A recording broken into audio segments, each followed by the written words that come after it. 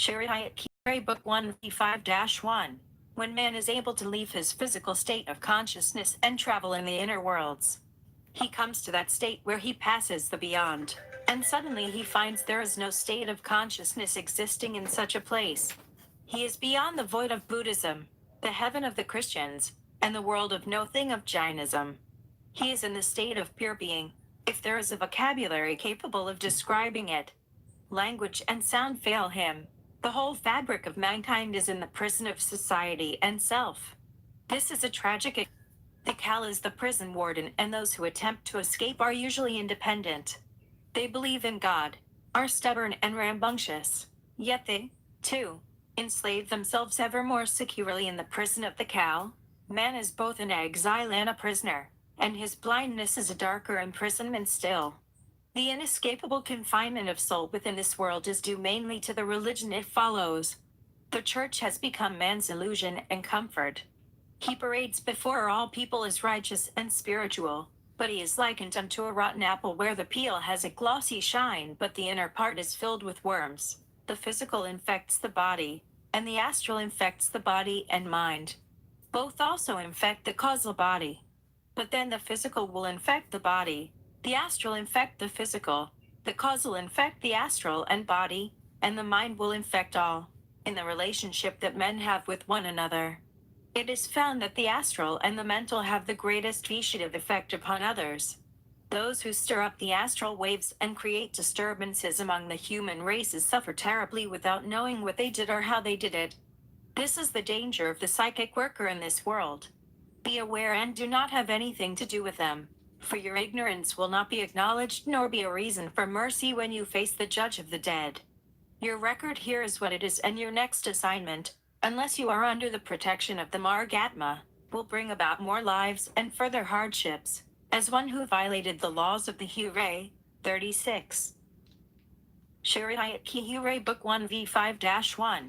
The mind infected by the Kal acts as a channel for the negative agent and infects other minds. The Kal elements which pour through the mind into the minds of the other persons become a poison which spreads from the youth to the elderly. No one living in the human consciousness is ever free from this unless he is under the protection of the Mahatma, which believes that it is triumphant because it has wisdom. But this is because the Kal wants the elderly to believe this, and the youth live in the rebellion of blindness because Kal has set its course this way. None is only a bomb and salve for those who want to follow this never successful path. The Margatma is the messenger of the Absolute. There are none before him and there will be none after him. All those who come to him in the present age have been with him since their advent into the world. He has developed them to the state of spiritual development so that by now they have reached the level wherein their recognition of him is apparent. He is able to accept each Kila for what he is, and then put his feet on the path to reach the state of God realization within this lifetime. Not all Kilas under the Margatma will necessarily reach the state of either self-realization or God realization within this lifetime. Should the Margatma leave this life in his physical form before he has completed his duty with them, he will reappear again here on earth in another body to finish his task. He comes again and again in every age to take up the task of salvation with every soul that reaches out or has reached out to him in some life. His duties with each soul never ceases. He is to take each back into heaven to become the co-worker with God. He has never left any soul who has made contact with him, sometime, somewhere in the past, or in this life. Once soul has made the slightest degree of contact with the Margatma, there is never any parting between them. He becomes as close to his loved ones as their own heartbeat, as their own breathing. The body of the Margatma is the Vardhan. This is the essence of God which flows out from the ocean of love and mercy. 37. Shariyat-Ki-Huray Book 1 V5-1. Sustaining all life and tying together all life forms. This is the consciousness of God, the very fluid that man lives upon. It is the highest form of God energy, and the greatest level of consciousness. The body form is merely the vehicle through which the Vardhan flows to uplift all life which comes in touch with the world. Without the body of the Margatma within the universes, things would wither away and die. The Margatma liberates soul from the grasp of the Kal forces. He is the good that dwells in the heart of every mortal creature. He is the beginning, the lifespan and the end of all mortal creatures. He is the radiant sun, the wind, the stars of the night and the moon. He is the king of heaven, of the sense organs, of the mind, of the consciousness of living. He is the spirit of fire, the spirit of the mountains, leader of all priests, the ocean spirit, the great seer, the sacred syllable Varden, the tree, the ant, the thunder in the heavens, and the god of fishes and sharks. He is time and the eagle, the lion and bear, the rivers of the world, the sustainer, the newborn babe, and the old man preparing to die. In all things is his face, and in all life is he the divine seed. In this world, nothing animate or inanimate exists without him. This is the Shariyat-Ki-Huray in action, and one atom of its body sustains the worlds upon worlds. Not only is he the king of this world, but in all worlds, all planets, all planes, out of the shattering of man's image comes the death of his God, and with this comes the splendid vision of the worlds within worlds, bringing enlargement and release from this plane of flesh. No longer does the universe seem cold, impersonal, and menacing, but aflame with the love of the Huray. This vision is never superimposed upon another but rises out of the very texture of the cosmos. Man in his human state then begins to see it, only insofar as he has shattered the images of his past concepts of the Huray. The feeble denizen of this world feels as if he cannot trust himself to the ebb and flow of this immense spiritual universe. He needs to turn all his inner affairs over to the Margatma until he can, on his own, be responsible for himself. He must know that despite appearances and the apparent evil flowing around him, he and everything else in it are safe. 38. Shariyat-Ki, Book 1-1. Freedom is impossible for one who does not recognize that the flow and ebb that pass through the Margatma to the world are guaranteeing him a safe journey through the lower worlds. The state of spiritual knowing, what we name faith, is impossible if faith seems to conflict with reason and possibility.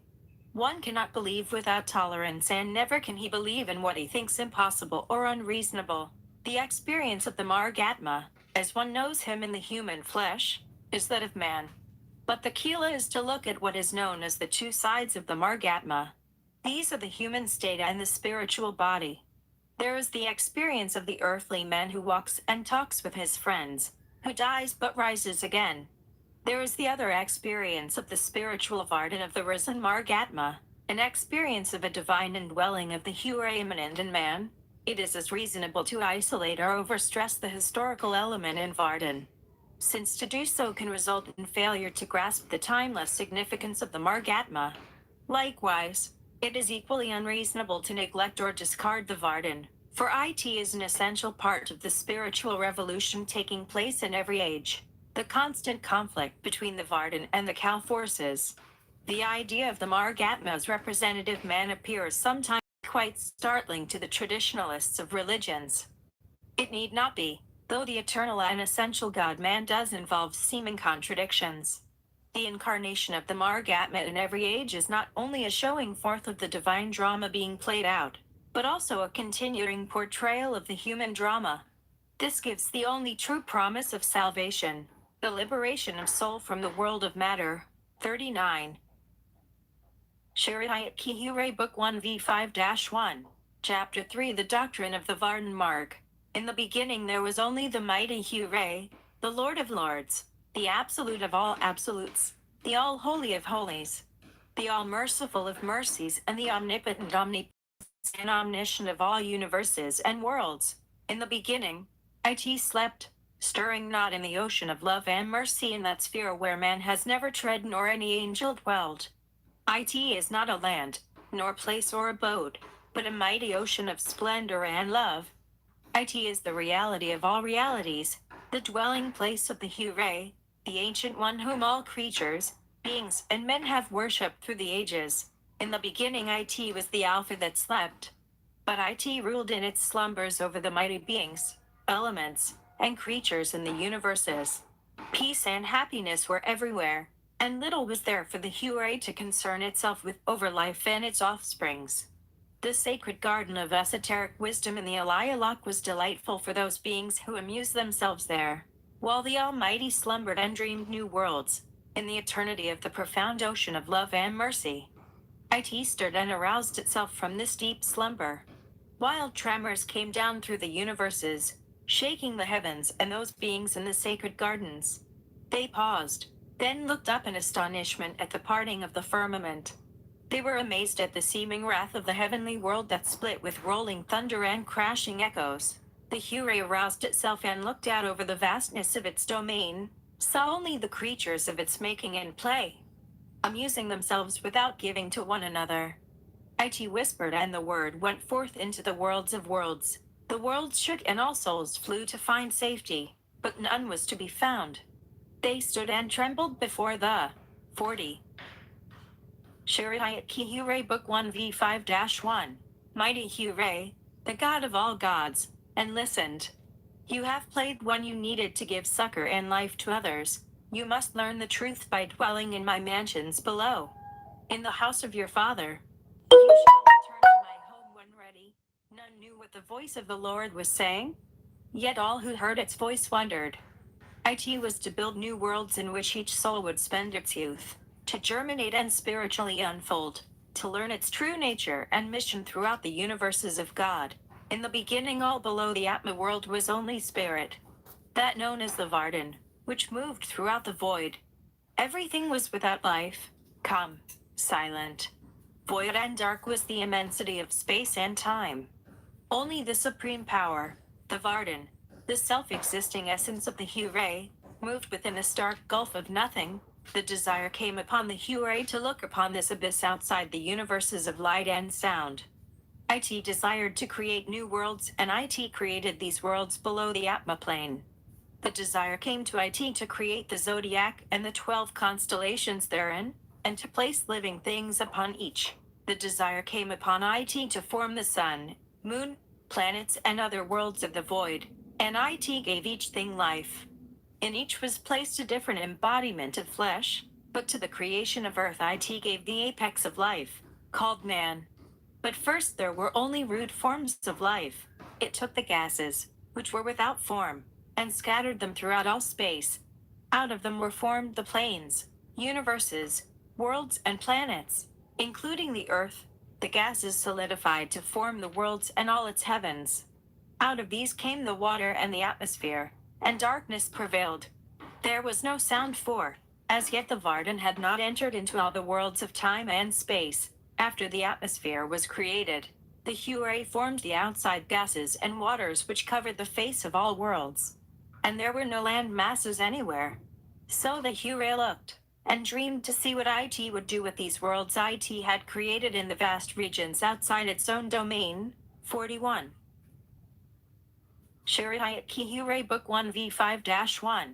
It commanded the sun to give light and the atmosphere to open so that its rays could fall upon the worlds of darkness. Then light penetrated the darkness and made it bright and illuminated. The Huray created the whirling masses in space, and the planets began to rotate around the suns within their universes, including the Earth, and there was an alternating of light and darkness. The light of the sun and the heat of the atmosphere met and gave warmth to the worlds. This brought life. The Vardan entered into the worlds of time and space and began to plant the cosmic eggs of life forms. Then the Huray moved the gases within the bodies of the worlds and raised the lands above the waters. Life came forth in the waters when the sunlight penetrated the mud, stirring the cosmic eggs planted by the Vardan, and life forms appeared. Again, the sunlight penetrated the dust of the lands, stirring the cosmic eggs planted by the Vardan. And from these cosmic eggs life forms came forth. These life forms were many, and they roamed over the lands and in the seas for yugas upon yugas. Then the Huray looked again and saw that another embodiment was needed to complete the link of the life chain from mineral form to spirit form. So it commanded that the apex of life come into embodiment, fashioned after the great Satnam, who is the first manifestation of the Supreme Deity, and endowed him with power to rule the worlds below the heavens. Then the spiritual workers created man and placed within him a living imperishable spirit, called soul, and man became like the living gods of the spirit worlds with intellectual powers, physical strength, and soul. He roamed the worlds, living off the creatures of the fields, the fruits of the trees, and the products of the soil. The mighty Huray spoke to its spirits and angels. Lo, all those who have played in the fields of heaven shall descend to earth and take the body form. Each will be given an adi karma by the lords of karma, to carry during his earthly lives.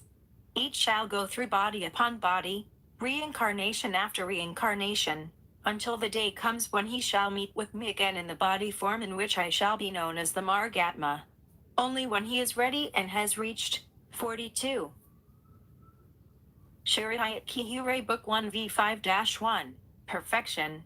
When all dross has burned away and he has gained spiritual maturity, will he return to the heavenly fields and become a worker in the spiritual realms. Until then he shall spend his time as soul, in the lower worlds, learning his catechism and being educated to his true purpose in his heavenly home. Each soul that is created shall go through the fires of the worlds below and be drowned in the seas of tears, agony and unhappiness, until he cries out for me to reach down to him. Until he has been purified, until he has gone through all the mystic rituals, through the cave of fire and the seas of agony which give him perfection, shall my face be turned from him. The imperishable spirits called souls fell upon their knees and wailed their anguish to the heavens. The Huray had spoken and commanded that they go down into the depths of fire, mud and terror to receive their discipline, to become a co-worker with the Almighty.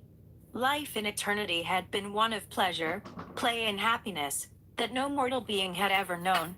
To exchange that for a life of misery, unhappiness and the burdens of karma, was more than each soul could bear.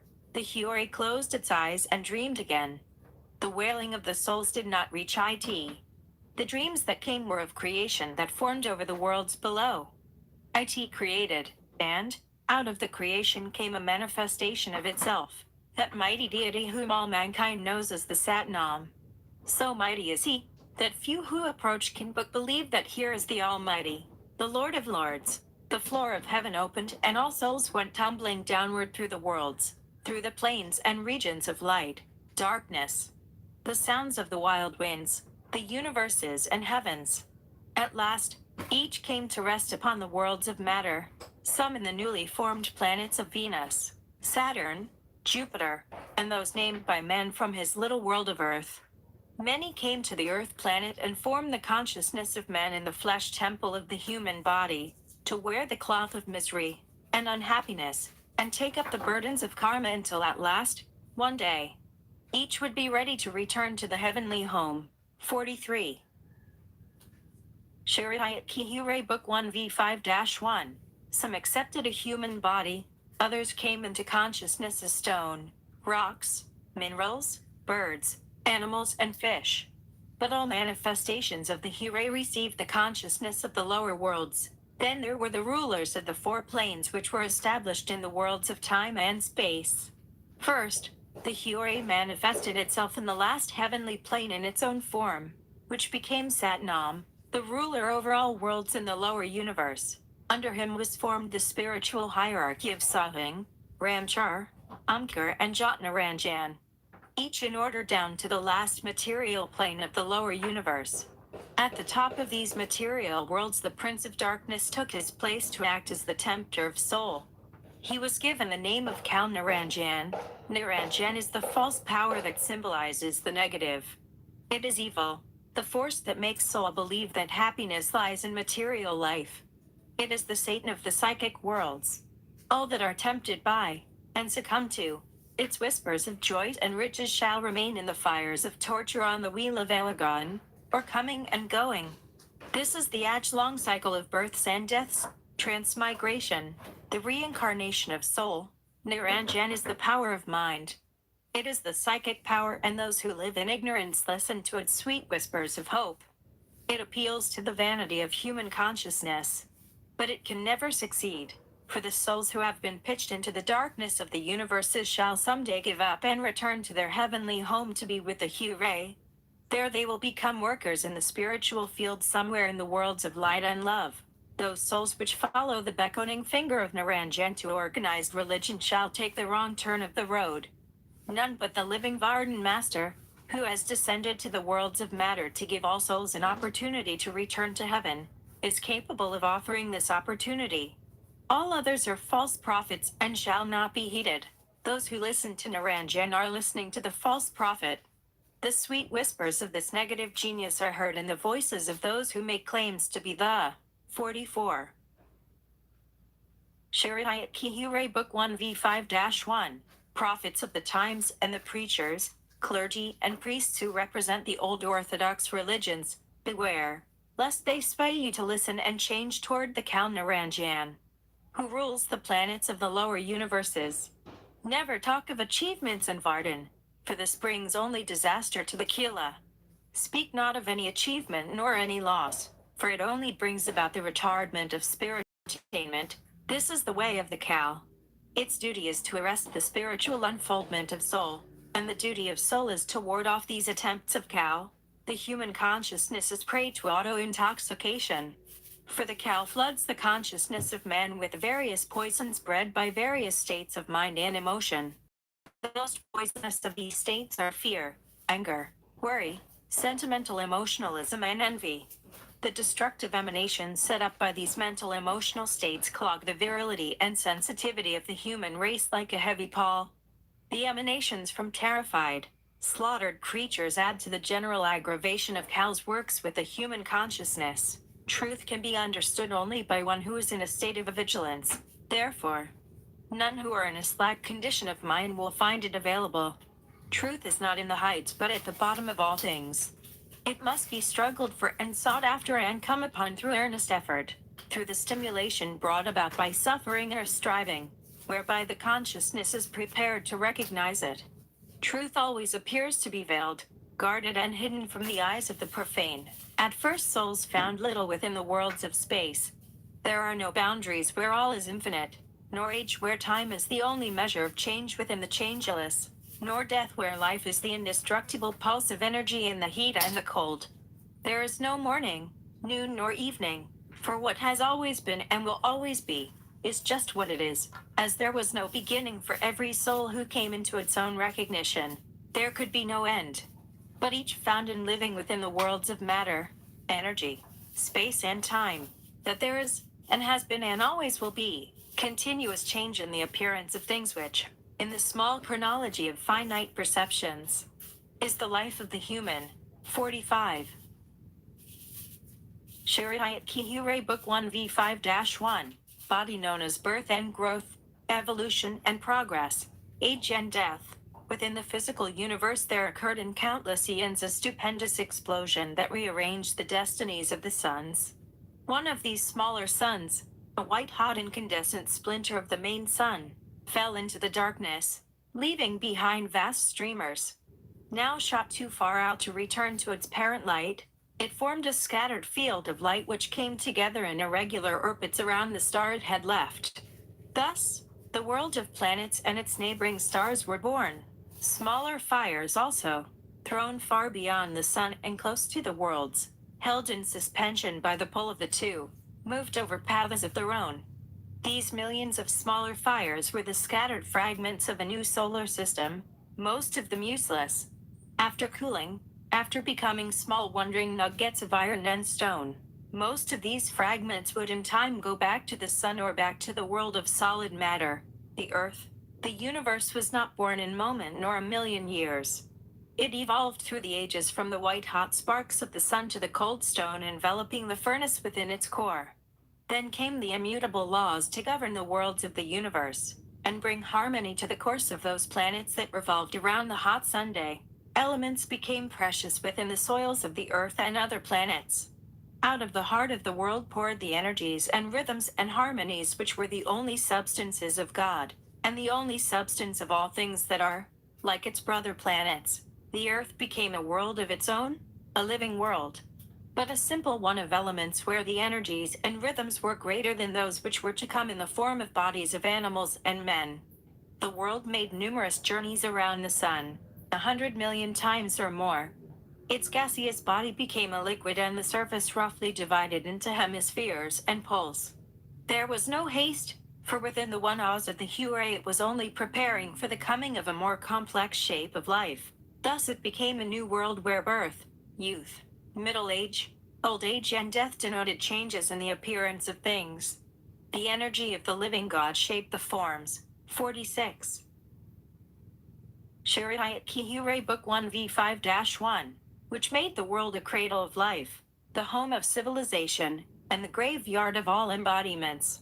But never once did it keep the souls of its embodiments within the sphere of the universes. The Huray destroyed nothing and lost nothing in the process of change. IT only used the world to refine each soul that entered into IT.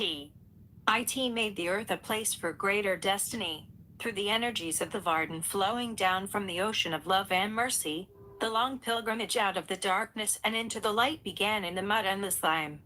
Working upward into the apex of human consciousness, something was gained from the cycles of sensate things through birth, age and sleep, and into life again. They were born higher on the ladder of spiritual consciousness. The sea was the cradle of life. The magic of the Varden energies formed the complex union of molecules and built a cell of life. The tenacious hold-on life of the molecule for existence caused it to wed with others and make a complex entity with tendencies of reaction and response to its environment, the power to move in the water, and seek food and protection. The masses of molecules developed into protozoa and finally into the vegetation of the sea, and, after millions of years, into plants, sponges, and flowers of the watery depths. Minerals developed in the same form on the land surfaces, but the first form that started evolving toward human embodiment was the fish. The law of Varden moved again in its very mysterious way and saw the need of organs and faculties in these creatures. Some became aggressive, feeding upon those which had only the vegetation and plants of the sea for survival. Intelligence came to the creatures of the sea. Simple as it was, it gave those without protection the only means of escape from the devouring paws of the beasts that swallowed unwary fish. The size and speed of these scourges of the sea grew, developing appetites without parallel. They became sires of the shark, whale, and other mammoth monsters of the deep. Some of these strange creatures came out of the sea to find easier prey. For 1,000,000 years this saga went on, with the sea-born and the sea-living moving from the water to the 47. Shariyat-Ki-Huray Book 1v5-1, Land. Creatures with gills and paddles developed lungs and legs in time. Many walked on hind feet, rearing in the air with crocodile heads and gleaming teeth. Into the dark, dank jungles they went, searching for food. They became stupendous bone-plated machines controlled only by a few lower reflexes, finding beetles as large as sparrows, and flying insects with a wingspread of 30 inches, for their hunger. Anything that walked, crawled and flew was food for their greed. These were ancestors of the reptiles. They grew 20 feet in height and 50 feet around. The tail was massive and the skull as large as a grown ox, with broad powerful teeth 6 inches long. The claws on the feet were curved a little longer than the teeth. The other species of brutes were just as fearful and frightening of aspect. They seldom attacked one another because of the thick armored skin. Some were vegetarian and others flesh-eaters. They were moved by voracious hunger and fear. They were torpid mountains of bone and meat with the sluggish and cold-blooded nervous system of the reptile. For millions of years these monsters ruled the earth. A few of them became the dragon species that lived on the ground. But smaller dragons took to the air, flying on wings. These were more dreadful than those that walked on the ground. The Varden's experiment in dreadful creatures came to a sudden and dramatic ending. The dragons that had ruled for millions of years perished within a few centuries, unable to adapt to climatic changes. Too sluggish to migrate and having too little intelligence to understand the coming danger, they froze to death when the Great Ice Age took place. The Varden was now ready for another kind of creature for experiment and for the first time turned to those to whom IT had given sympathy and care. These were the creatures of fear who had lived in dread from the day of birth to the day of death. The destruction of the killer beasts came about in a harsh world. So now the Varden prepared the earth for a more noble experiment for the Huray, the coming of souls into this world. The Varden softened and beautified the great, formidable earth, covering the mountains with forests and scatterings of 48. Shariyat-Ki-Huray Book 1v5-1, Wildflowers over the hills. The valley teemed with butterflies and singing birds. Lights and shadows were given to the morning and evening of the day. Now the mammals entered into the world and became the forerunners of this genus, including man. Today, these were the milk givers that housed the unborn in their bodies, not by eggs as their fierce predecessors had done. They gave their young care after birth, for now love had entered into the world. The age prior to this was one of tremendous savagery, for often the dragons and other beasts ate their young hatched from eggs, or one another. However, this was not a gentle age by any means, for still there were the savage beasts, such as the cat family, the saber-toothed tiger and all its kin, the bear, dog and wolf. There were giant hogs and mammoths, flesh-eaters all of them. There were two great clans, the killers, who ate only flesh and who spent all their waking hours stalking and killing their prey, and the timid beasts that fed off the earth. Out of these clans came men, who originally were leaf eaters and lived in terror of the killer beasts that stalked and trapped them. Souls that came into this lower environment had to take on the embodiment of flesh in order to exist in the vibrations of this materialistic world. But he had no place to live, for he was prey to the brutality of the flesh eaters. He was not a creature with fangs, claws, and muscular strength. What strength he had was not enough. He could not venture into the waters, for there the beasts awaited ready to tear him apart. In the jungles were the huge serpents and deadly insects. On the prairies were the wolves. There was no spot on earth for him to safely lay his head. He had only one place to live, and that was in the trees. So it was in the high treetops of the forest that he built his home to be safe from the prowling animals that killed him for food. Not the primate, but the soul and form of man himself. He developed an amazing agility to swing through the higher branches. For ages he was a treetop tenant, rarely venturing to the ground. He drank water from the leaves and ate the foliage, and made his bed in a tree crotch. He scorned the endless spectacle of slaughter which went on beneath him. But the day came when he was to descend to 49. Shariyat-Ki-Huray Book 1v5-1. The soil of earth, and leave his distant cousin still in the treetops. At first he walked on 4 feet, then learned to stand upright, and what was a creature now became a man because he could think. And by thinking he could protect himself. Thereupon, he found a persistent pattern of behavior that set him free. Never again could his supremacy be threatened, nor his foe be more than his slave, for they were the beasts of the forest, the birds of the air and the creatures of the sea. Then human consciousness came into being, and man became the supreme creature upon the earth. He developed thought and the ability to use it to protect himself against the flesh killers and the environment. He found shelter in the caves and fashioned weapons out of sticks and stones. He found that the female reproduced his species, and he lived in family groups. At first the female was taken by force, for man was a strange and violent creature belonging to the blood-stained and bestial past of the human race. A head man or chief was selected to supervise the family, and the tribe which gathered around him. Civilization formed in a primitive manner, and there appeared in the world the first Varden master, who was without name. He was important to the human race because his task was to minister to their needs and give to all succor and wisdom. Primitive men believed that stones and trees were homes of the spirits who served under supernatural beings who ruled everything. Soul was not yet developed in man for it to understand and know what it was seeking. But it lived in a universe where the laws of the world are different, sundered from all things by gulfs and far dimensions. The ancient world of Polera, the Garden of Eden, loomed upon the horizon, stretching from the greater sea in the east to that in the west. This civilization was known for its great forested lands to the north, the steppes-dwelling creatures, and the fierce desert of the rich eastern lands. This was the beginning of the races of man upon earth. Within the world of the past and before the dawn of recorded history, at the western extremity of the continent of Europe, Asia, and Africa, the Polarian or the Adamic race of Pale 50. Shariyat-Ki-Huray Book 1v5-1. Copper-skinned people dwelled. Out of the forests came man, walking upright. His first act of worship was for the luminous power that scattered darkness and evil. It was a great golden eye, like a wheel, or a halo of glory, rising majestically out of the underworld with the heat of its body spreading over the whole hungry earth. The first Polarian man was Adam the Ruby. and he stood on the summit of a hill. His female companion, Ada, stood back with bowed head as he addressed his sun god.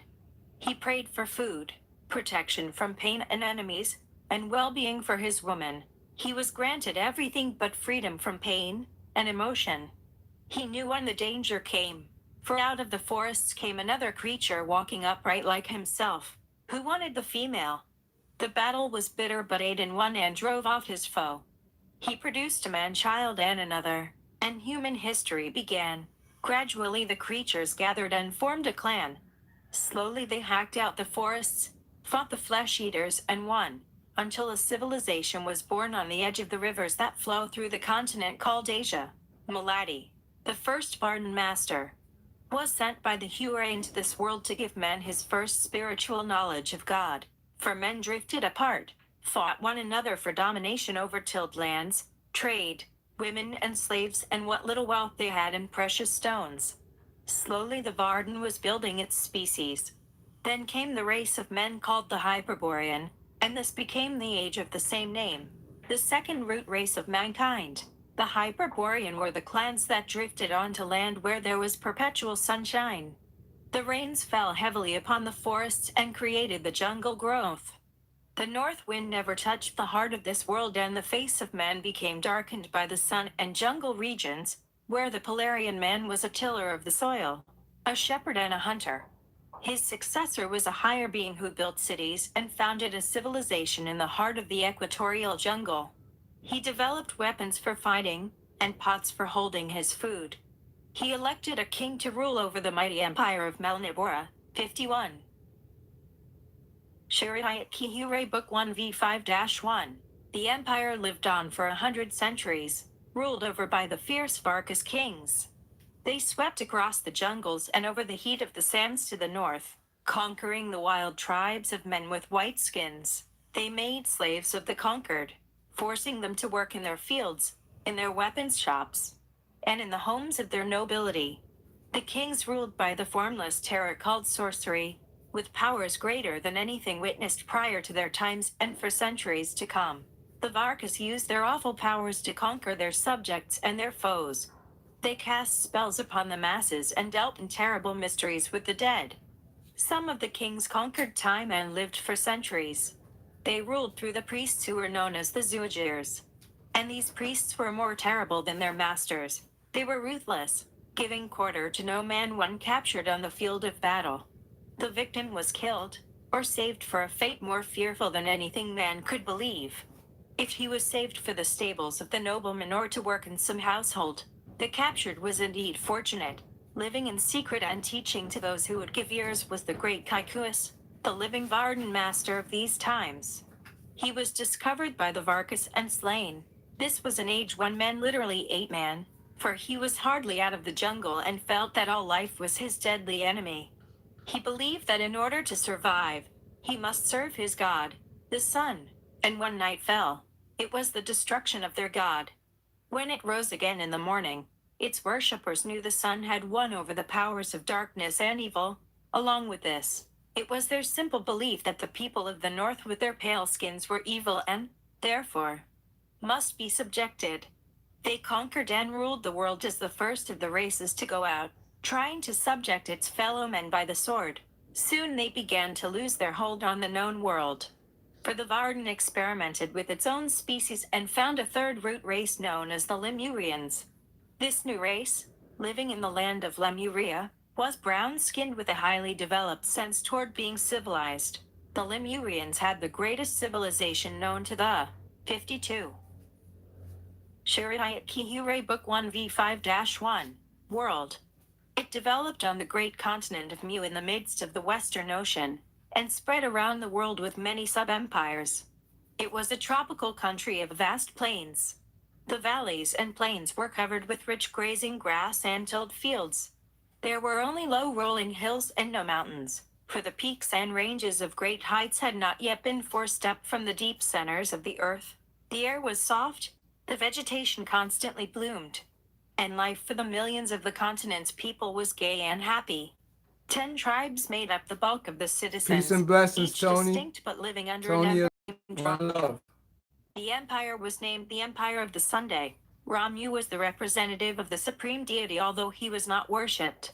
The deity was worshipped through symbols, and all believed in the immortality of soul, which eventually returned to the source from whence it came. The reverence of the Lemurians for their deity was great. They never spoke its name, and even in prayer and supplication addressed it always through a symbol. However, Ra, the sun, was used as the collective for all that the deity possessed as a supreme entity. The people of Mu were highly civilized and enlightened. They were gentle, peaceful, and lived together without savagery. As citizens of the great empire which stretched from rising sun to rising sun, an empire upon which the sun never set, they were under the protection of Mu, the motherland of the earth. The ruling race of Mu was exceedingly handsome, with brown or olive skin, large, soft, dark eyes, and straight black hair. They had other races, the yellow, brown, and black people, but these did not dominate. They sailed the seas and discovered new lands, inhabited and established colonies around the globe, built great temples, stone palaces, and carved gigantic monuments. Within the continent of Mu were 7 major cities, where the religion, science, and education centers existed. There also were many other large cities for trading and industry. For, as the center of the world as it came to be known, Mu was the land where all came for learning, trading, and commerce. The rest of the world formed her colonies. Into this world came Juten, the third great Varden master, 53. Shariyat-Ki-Huray Book 1v5-1, who served the people of Mu and warned them of the coming destruction of the world. When this continent was at its zenith, the center of world civilization, it received a terrible shock.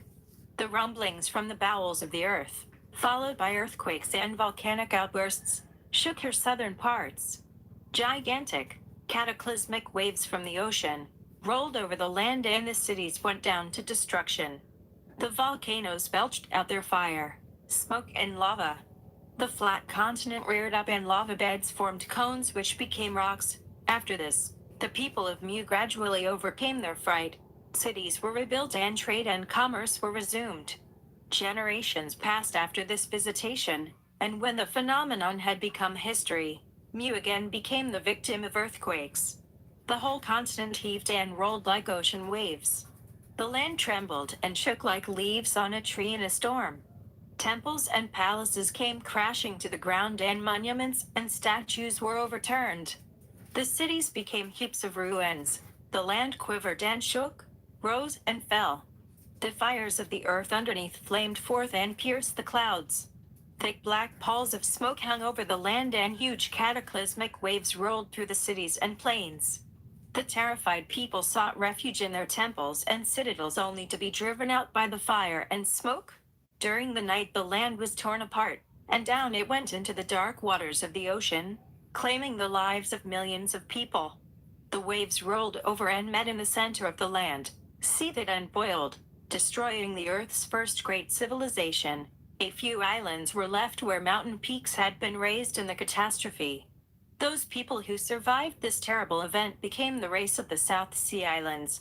From across the world there came next into existence the Atlantean race, the fourth root race or the Red race, who lived upon the continent of Atlantis in the great ocean between the eastern and western hemispheres. It grew steadily with large cities and fair lands, with tilled fields and deep valleys.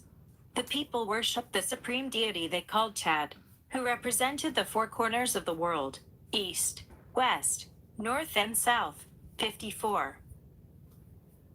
Shariyat-Ki-Huray Book 1v5-1. Atlantis replaced Mu as the center of the world and became the greatest civilization of its time with learning, trade, and commerce. It had over 100 million people living on its lands. But this world was rife with magic, and its king priests, called the Tapsaks, were wizards of cruelty who ruled over all with an iron hand. Castrog, the living Varden master, came into this world to teach these olive-skinned people that the supreme deity was not happy with their ways and dealings in black magic. He suffered the death of the sword for his troubles, but not before warning the king that his lands and people would soon die under the waters of the sea. One generation later, the catastrophe which had sunk the land of Mu brought death to all the fourth root race, leaving only a dark, unsmiling ocean to greet the sailors who dared to cross its surface. The fifth root race, the Aryans, developed the magnificent empire of Uyghur in Central Asia in the Gobi Desert. It was a mighty land stretching from the Pacific Ocean across Central Asia and Eastern Europe. The history of this empire is the history of the Aryan race. Its capital city was in the Gobi Desert, then a fertile land and large in the sense that it was the center of the world in its day, with a highly developed civilization. The living Vardan master, Rama, first known to the civilized world of the Aryans, came out of the high valleys of Tibet to the capital city of Karakota and began preaching Vardankar. But he was hounded out of the empire and went back into Tibet, where he founded the monastery of Katsupuri in the northern mountains. From there he went into India to teach the great science of Vardankar to its teeming masses. The sixth root race is the yellow race, coming on the heels of the gradually fading Aryan race. It is the Mongoloid race of the East, which has its life center in the world of the North, where many do not penetrate. The Vardan master who will come into this world of semi-darkness and light will be rendered. This race is yet to fulfill its destiny on the Earth planet. It will meet destruction by fire, earthquakes, and tidal waves. 55. Shariyat-Ki-Huray Book 1v5-1. The seventh root race will be the golden race, and they will be called the Zohar people. They will come from a far distant planet to colonize the world after its destruction by another great catastrophe in the 21st and 22nd centuries. The attempt to put colonies on this planet will fail, and eventually, after several centuries, these peoples will withdraw. The Vardan master who will be responsible for the spiritual welfare of this race will be Sefer. The Huray will then withdraw all souls from all planets and constellations into the heavenly worlds, where they will sleep until it has repaired the damage to the lower world planets. Those who have to return will then be sent back again to finish their spiritual development in this world. 56. Peace and blessings, everyone. I hope y'all enjoyed that and learned something. I'll be back in 20 minutes to do a live, and we're going to talk. One love.